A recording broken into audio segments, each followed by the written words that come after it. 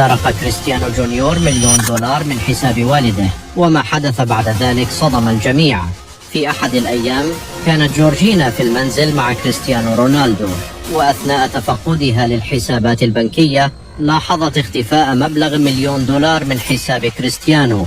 شعرت بالقلق وتوجهت إليه فورا قائلة: هناك أمر غير طبيعي، $1,000,000 اختفت من حسابك.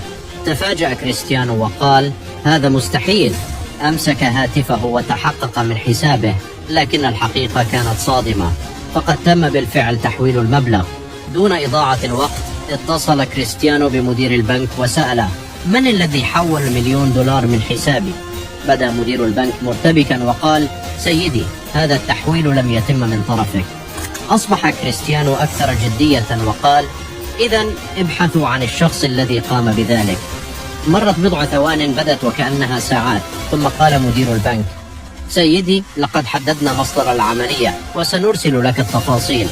نظر كريستيانو إلى هاتفه وفجأة تغيرت ملامح وجهه، فقد كان مصدر العملية هو مدرسة جونيور. شعرت جورجينا بالصدمة، أما كريستيانو فتوجه مباشرة إلى المدرسة لمعرفة ما حدث، وعندما وصل تفاجأ بوجود سيارة رياضية فاخرة وجديدة تماما متوقفة أمام المدرسة. نظر إليها باستغراب، ثم بحث عن جونيور حتى وجده. اقترب منه وسأله: هل أنت من اشترى هذه السيارة الجديدة؟ رفع جونيور رأسه بهدوء وقال: نعم يا أبي.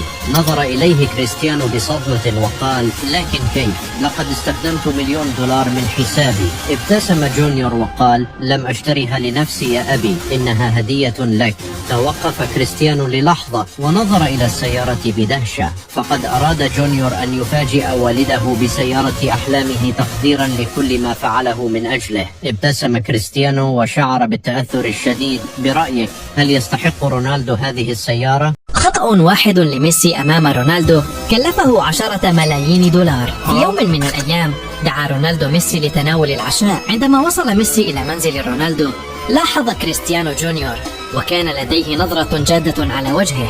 سأل جونيور: ما الأمر يا عم؟ ابتسم ميسي وقال: لدي تحد لك، إذا فزت سأعطي والدك سيارة بوجاتي بقيمة $10,000,000. أضاءت عينا جونيور. ما هو التحدي؟ سأل بفارغ الصبر.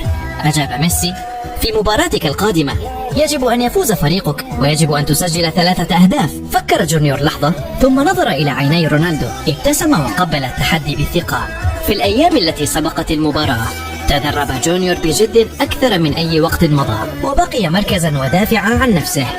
عندما وصل يوم المباراة دخل جونيور إلى الملعب للفوز بالتحدي. شاهد ميسي على التلفزيون بينما لعب جونيور واحدة من أفضل مبارياته في حياته. سجل 3 أهداف رائعة مما قاد فريقه إلى النصر. بعد صافرة النهاية احتفل جونيور: لقد فعلها. ووعدا منه سلم ميسي مفاتيح سيارة البوجاتي بقيمة $10,000,000. إذا كنت تعتقد أن جونيور هو الماعز القادم فاضغط على الإعجاب والاشتراك.